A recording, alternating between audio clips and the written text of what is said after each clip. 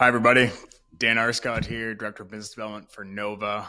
Back again with another changelog video this week. Huge update actually this week just came out. I feel like I say that every time. It's because our team is crushing. Every update's huge. Super proud of the dev team, though. They've put a lot of work into these two features that we're launching this week. So I'm going to cover two things, like I said. We've got multi-stream link for your live stream tool within Nova. And so what this means is that you can now share a static multi-stream link out to your team. You can integrate this into things like tablet command or first do, so that way your incident command portal and kind of dashboard can actually have direct access to live streams coming from Nova's workspace. Super exciting. I'll show you how that works. We've also got hotspot merging. Big request from everybody. I think I might have mentioned it a few weeks ago when we were talking about perimeters. But the big key here is that I can now merge hotspot flights, filter those hotspots by merging. New labeling has also been associated. So let's jump in. I'm in my Nova workspace here, everybody. You can actually see that I currently have a live stream going in my changelog maps. So let's kind of walk through how I might have gotten here. I can click on that folder. I can see the stream is occurring both here and in my hotspot merging and multi-stream project. Let's click into it. We will not be live streaming over this fire, unfortunately. Instead, we're going to bring you to beautiful La Ronge, Saskatchewan. I had one of my field teams who's out there crushing line on fire right now, doing hotspot scanning, set up the drone for me to kind of demo this. For those that are new to the live stream feature, to access this, I click Create, Live Stream. Then it prompts me to add a code to my DJI controller to connect. Super easy. If you want help setting this up for you and your team, reach out, or there's a tutorial right here. So we've set up a live stream. This is what it looks like within the Nova platform. You may remember when we launched this, we had another video that kind of documented things you can do. I can, make this a larger video screen down here in the bottom right, and I got to move my face here. I can hit share. Okay, that allows me to share it to a pre-built email list or copy a stream link. So I can copy that stream link and I can throw it into a new window here, where I can see that active stream alongside my drone and where I'm placed. So this is really great. I mean, this is a secure individual stream link for the specific video, but users have requested the ability, of course, to be able to share a static link, something that, maybe their teams can access. So I want to show you how you get that. If we go back to my workspace, and I'm going to head down to my settings tab here. If I click integrations, we're going to see that I actually already have a connection built. I'm going to disconnect to show you what it looks like. But right here where it says tablet command and first do, it says connect to watch and send your live stream data to tablet command and first do. Now, these are just two of the integrations that we know that this URL will work with. But of course, this is just a static URL. So let's start the connection. I'm going to start my connection. It's going to generate a URL that I can copy. I can also optionally password protect it. So I'm going to password protect it here. Really simple 4-digit code, apply the password. So when I copy this link and I share it with anybody, what we're going to get is we're going to get a password page first and foremost.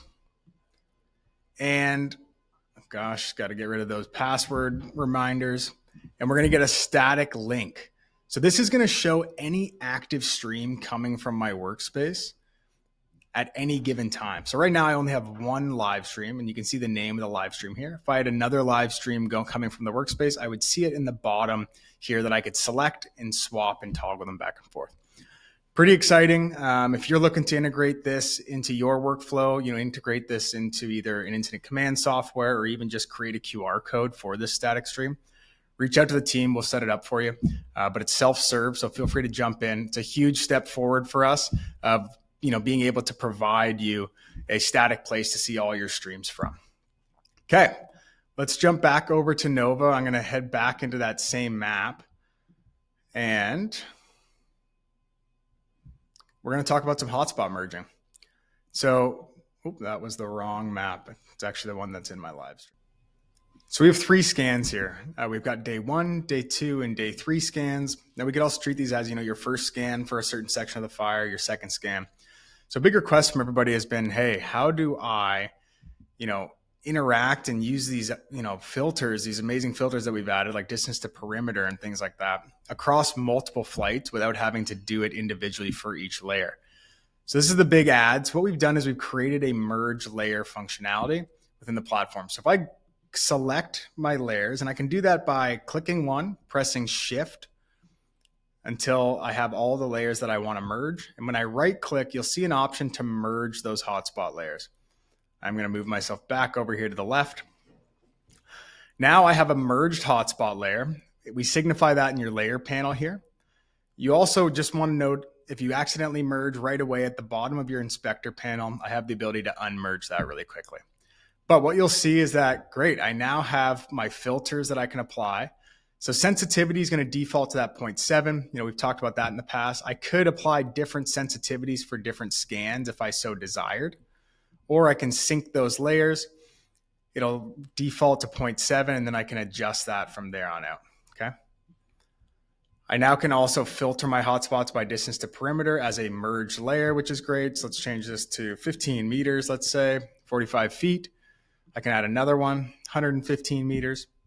And our temperature and our hotspot filters are applying to the entire merged data set. Super exciting. Same thing applies for hot areas. And my infrared orthos will also all toggle on together as part of this, okay? Now, one thing to note with your merged hotspot layers is that the export functionality looks a little bit different. So I can export a merged flight path. It's going to be all three of those flights. I can also export the hotspot, so the merged hotspot file in its entirety. Same with burn area. For infrared orthos, as well as images, those are going to be individual files that I'm going to have to download for each scan. We're not actually merging, those infrared orthos on the back end. In fact, all we're doing is linking them so that when I toggle it off and on, we're going to show all three of them. So if you want to export this data, or at least the orthos, you will have to export the infrared orthos for each layer individually. That's the merge layer feature, but I also want to show our new labeling. So we've added new labels. Pretty exciting, depending on what background I have. Move my face again here. I'm going to put on default. The hotspot labels will adjust to match that. So if we leave it on default, it's a white background, a white halo. And then you can also see that it's actually going to smart label now. So we're going from the north to the south based on your hotspot flight. And we've also applied a clustering algorithm. So that way hotspots stay together. So you can see here, hotspot 1 to 27 are clustered together. And then over here, 28 to, 60, 70 plus are going to be clustered together. It's going to make it a lot easier to share, a product that's more usable for the ground teams, where they can say, hey, we're going to go and attack hotspot 28 to 80. And that cluster is going to be in the same place rather than having 28 in one corner, 29 in another, 30 in a different corner. So the new labeling is a really big addition to the team.